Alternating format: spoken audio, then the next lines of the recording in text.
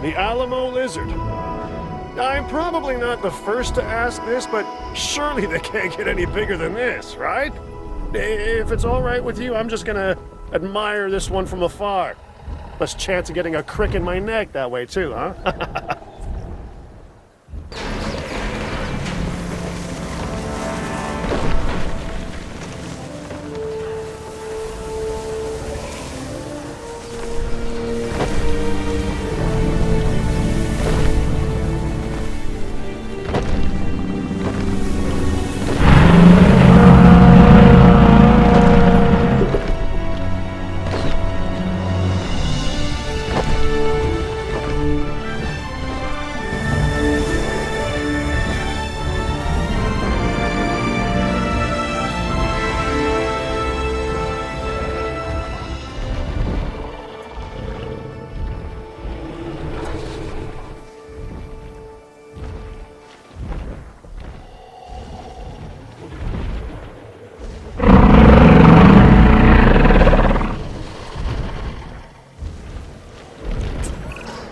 I've gotta hand it to him. Dr. Wu certainly knew what he was doing when it came to creating these hybrids. Take this Ankylodocus. Not only has it got a long, slender, whip-like tail, but check out the bulbous club at the end of it. Whatever you do, don't go giving it a reason to take a swing at you, okay?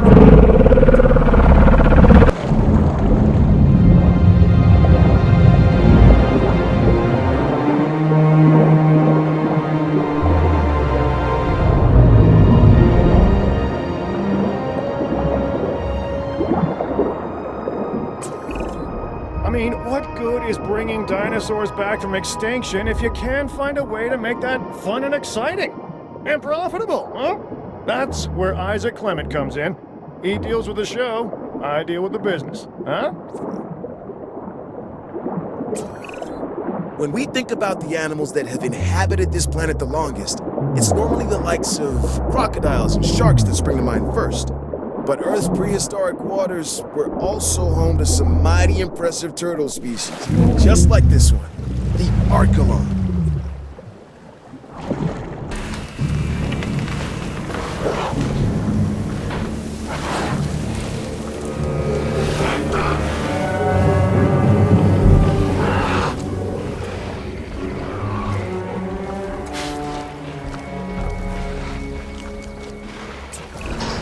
People often talk about the thrill of the chase, but if you got one of these on your tail, you'll soon become the kill of the chase. This right here is the Atrociraptor, a truly tenacious hunter, and it is simply relentless.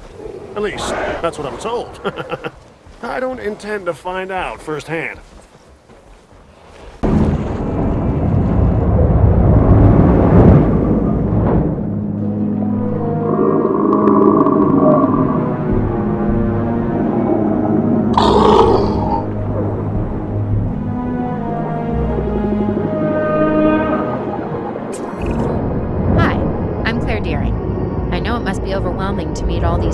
unbelievable. But you're about to embark on a life-changing adventure.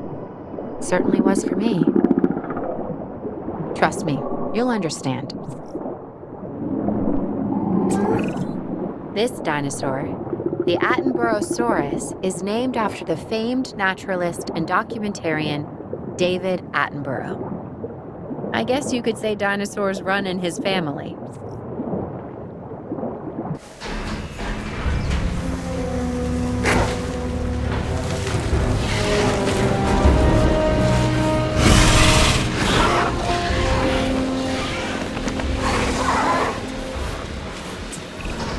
Science is everything.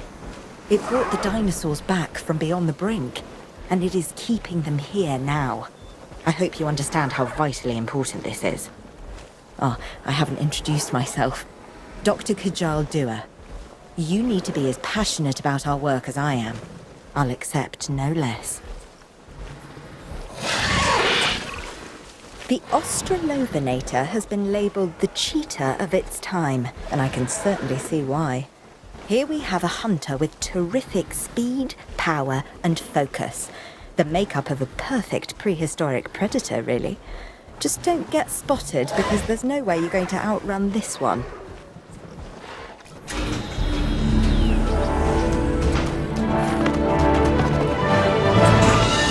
Although I find myself tasked with assessing the danger that these prehistoric animals pose, I can't help but be in awe of these stunning creatures.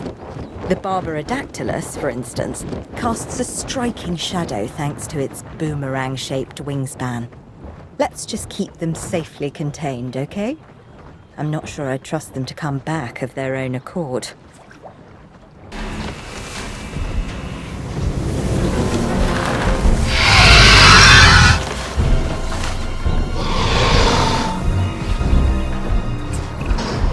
Concavinator is quite literally a hunter with a hump. So please, please, please keep it sweet, because I really don't want to have to flee from this Spanish predator.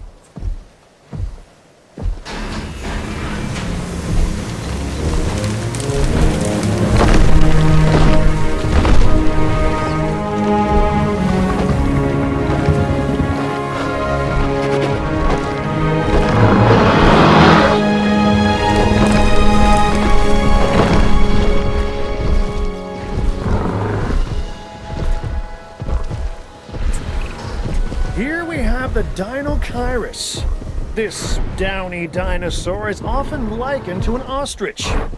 Not surprising, I suppose, considering the long neck, the feathers, the beak. It's just a lot bigger in size, huh? But if things go awry, something tells me this one doesn't need to bury its head in the sand.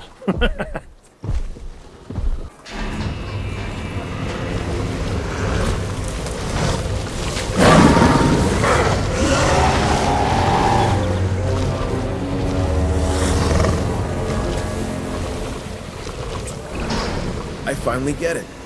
I finally understand why people have a fear of the dark. Once you peer into the shadows and see a pair of Dimetrodon eyes staring back at you, well, you'll be having nightmares for years. That's if you're lucky enough to walk away, because believe me, not everybody is.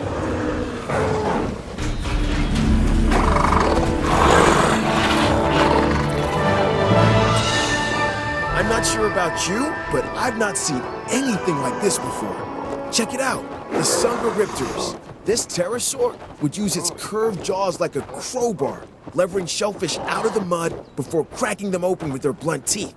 That's pretty resourceful, huh?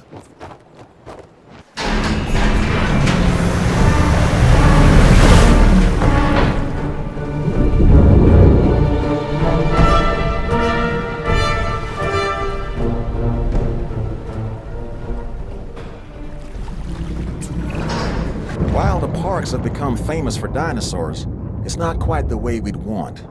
Hopefully, working together, we can change that. Sorry, I meant to introduce myself. George Lambert, security specialist. Our challenges are many, so let's not waste any time. Whatever you do not write off the Dunkleosteus as just a big fish. There's no teeth, just two pairs of bony plates. And without warning, they can snap shut with the bite force greater than a wolf, greater than a lion, greater than an allosaurus. So keep your toes out of these waters, all right?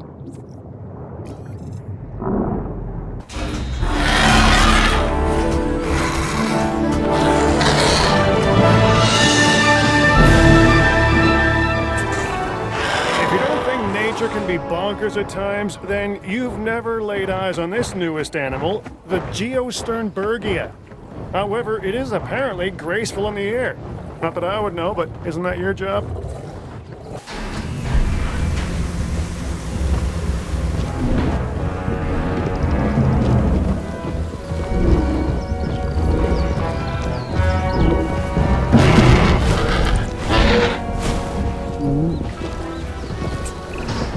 I was pretty relieved when I found out the Gigantoraptor wasn't actually some kind of gigantic velociraptor. That would have been a recipe for disaster. What we have here is actually more like an oversized oviraptor.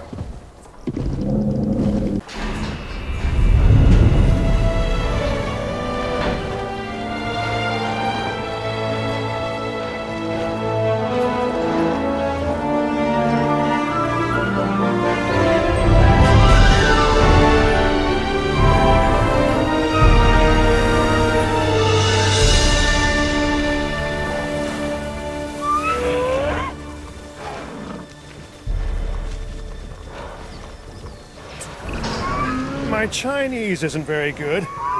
Okay, I don't speak it at all, but let me give this one a try. Huayangosaurus.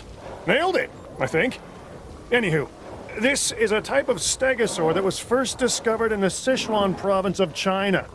It's a popular species with our guests, and with crossword puzzle creators.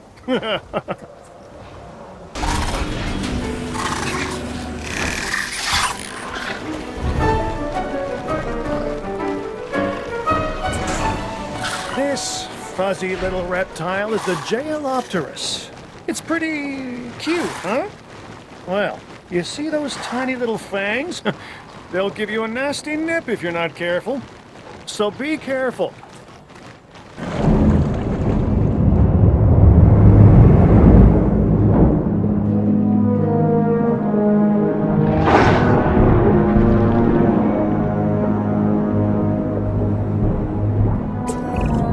Okay, here we have the Kronosaurus, a predator that once ruled the seas of Colombia and Australia. Now get this, the marine reptile was named after the Titan Kronos, a legendary ruler of Greek mythology's golden age. Pretty cool, right?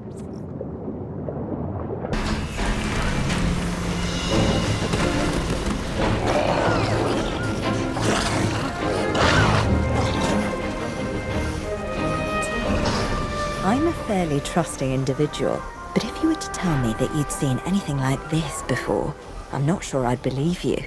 This tusked therapsid is Lystrosaurus. Astonishingly, this species managed to survive the Permian-Triassic extinction and went on to thrive as the dinosaurs began to populate the Earth. Here's hoping it can enjoy a long tenure this time around too.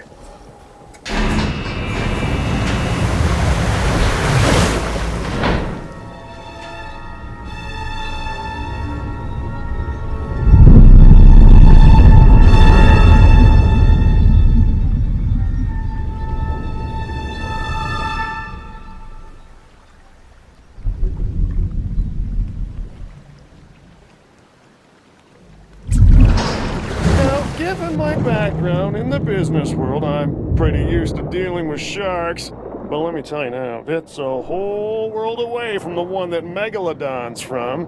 Because you dare get in the water with this shark? Oh boy, you are not coming out.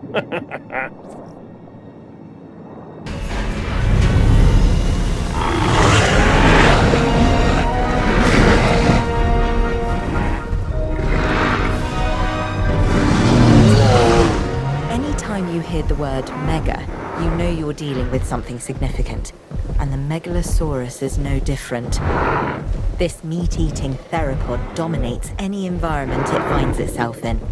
While that's an admirable survival trait, it's also one that we cannot accept here at the park. I want to make that clear.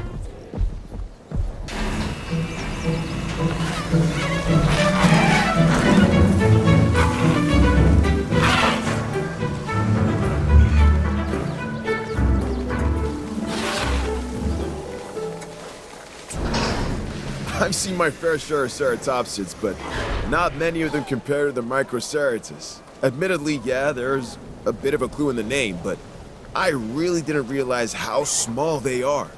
With that said, they may well be cute, but that doesn't mean they're mute, because they're certainly, how should I put this?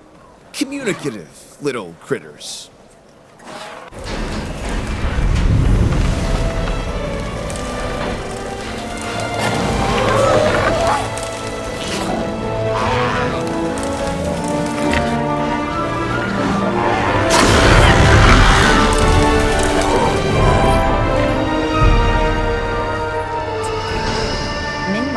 Relatively small, armored herbivore from Cretaceous Australia. What sets this species apart from other members of its family are the horizontally orientated plates that run along the sides of its backbone. Hence the binomial name, Minmi paravertebra.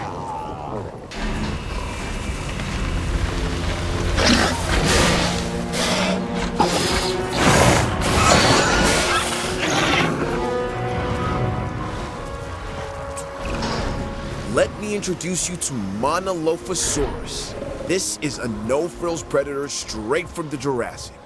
Honestly, I could wax lyrical for days, because it's hard not to be impressed by such a colorful crest, but don't be fooled. This is one tenacious hunter.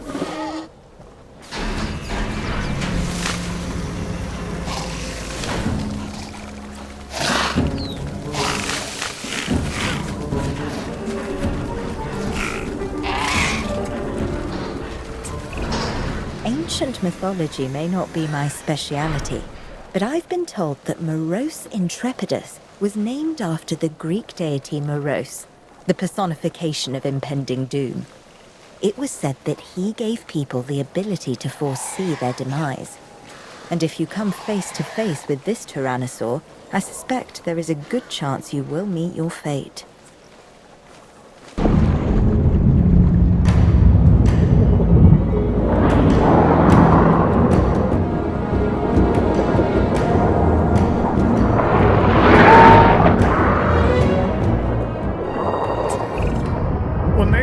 This thing has legs? I said, nope, it's staying in the water.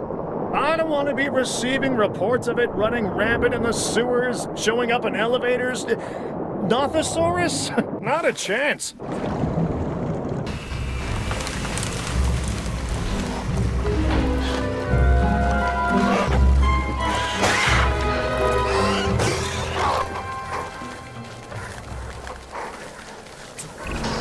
If you ask me, I think this animal gets a bad rap.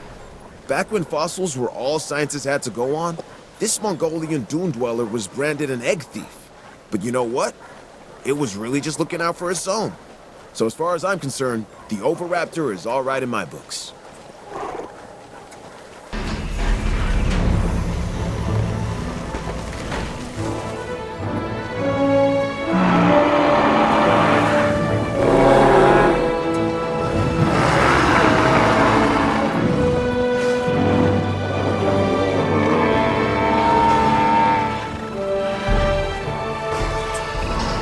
They say fences make good neighbors.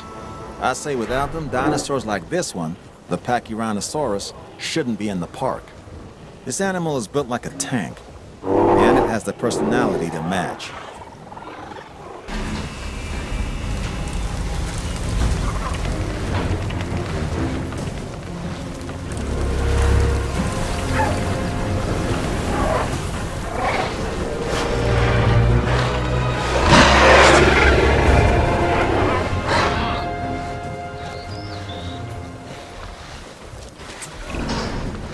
There's certainly something special about this one. Je ne sais quoi.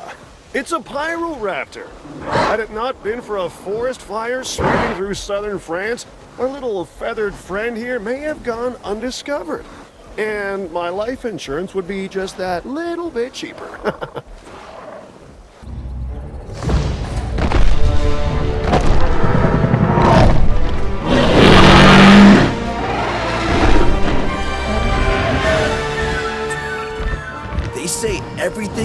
bigger in Texas, and that certainly applies to their fossil finds. This towering pterosaur is definitely one for the record books. We're talking about one of the largest flying animals, like, ever. It's not a bird, and it's not a plane. It's a Quetzalcoatlus.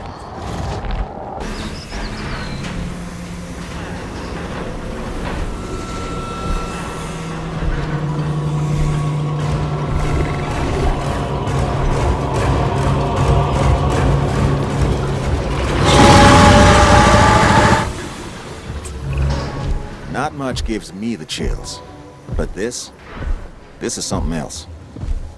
Now listen to me very carefully. It is imperative that you keep the Scorpius Rex under control. If this thing escapes, well, I'm not even gonna go there.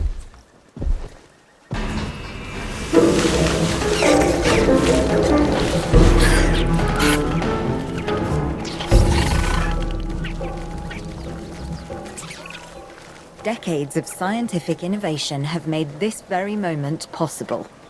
Paleocuration is rarely straightforward, but is always immensely rewarding, so it gives me great pleasure to welcome the Stegosaurus.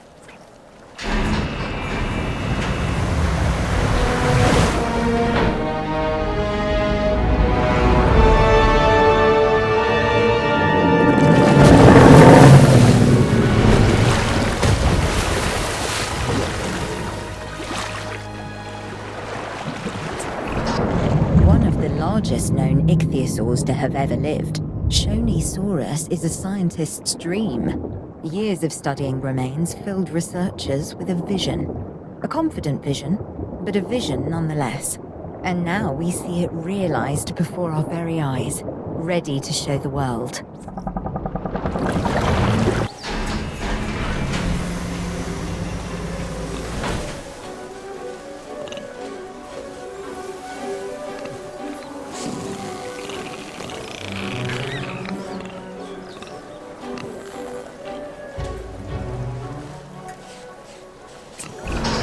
You might think that the Sinosauropteryx is the perfect size for a cute plushie to take home.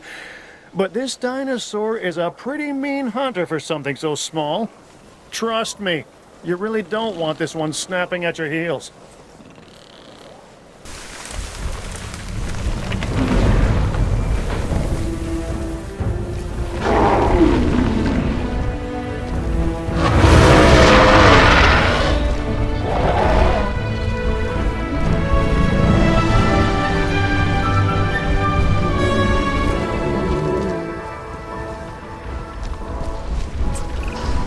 Now, this is something a little different. A Spinoceratops. Here we have a hybrid that's more than happy living in colder climates, but I'm still counting on you to give it a warm welcome, huh?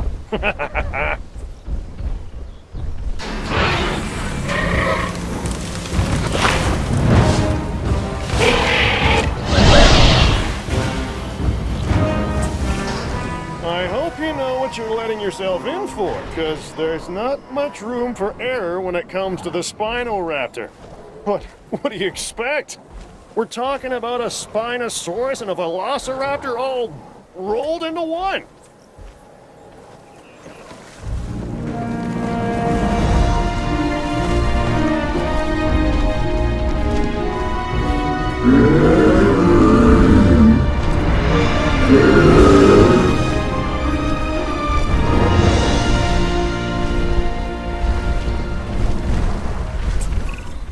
The Stegoceratops is a hybrid that was engineered to wow the masses. It has everything. The horns, the frill, the plates, the spikes. This is a creation straight from the brilliant mind and laboratory of Dr. Henry Wu.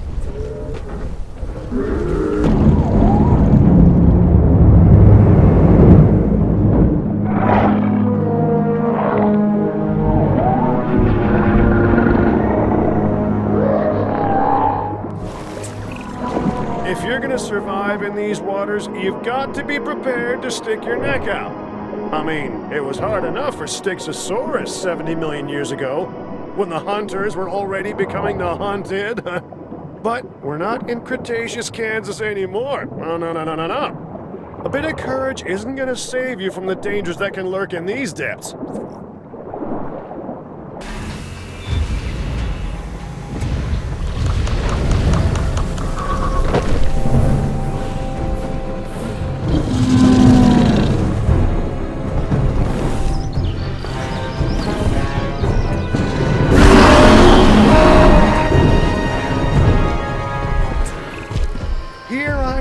Trying to decide whether or not introducing a Tarbosaurus was really a good idea, but I guess it doesn't matter now. It's all in your hands.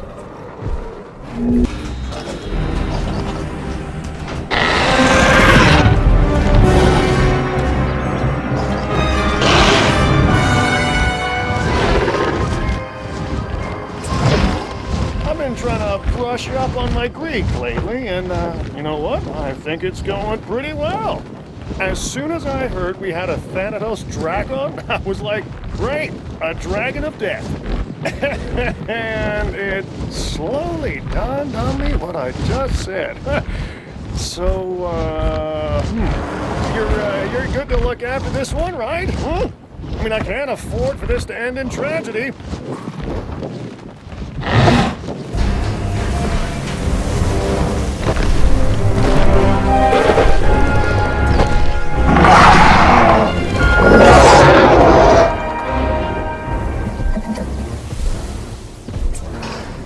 Just when you think you've seen it all, along comes the Therizinosaurus.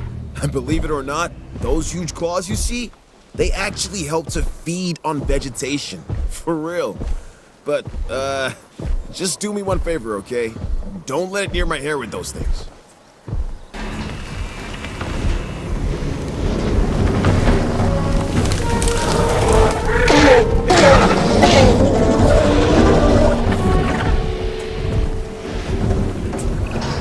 Aha!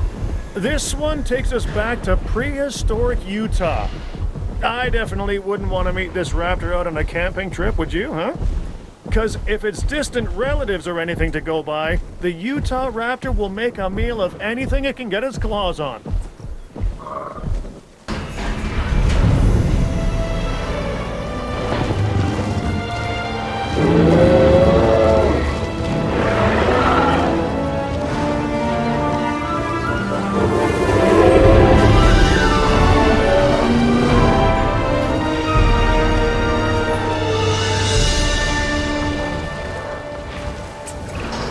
Don't spend too much time looking at those plates. When it comes to the Werhosaurus, it pays to keep an eye on this animal's thagomizer. You don't want to be on the receiving end of a swing of that tail.